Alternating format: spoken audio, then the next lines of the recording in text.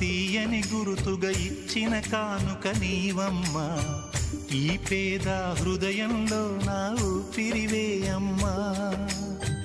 నాకున్న వెలుగుల మేడ చలువల నీడా నీవమ్మా, నా మనసే మెత్తగా పరిచా పడుకోవే అమ్మా.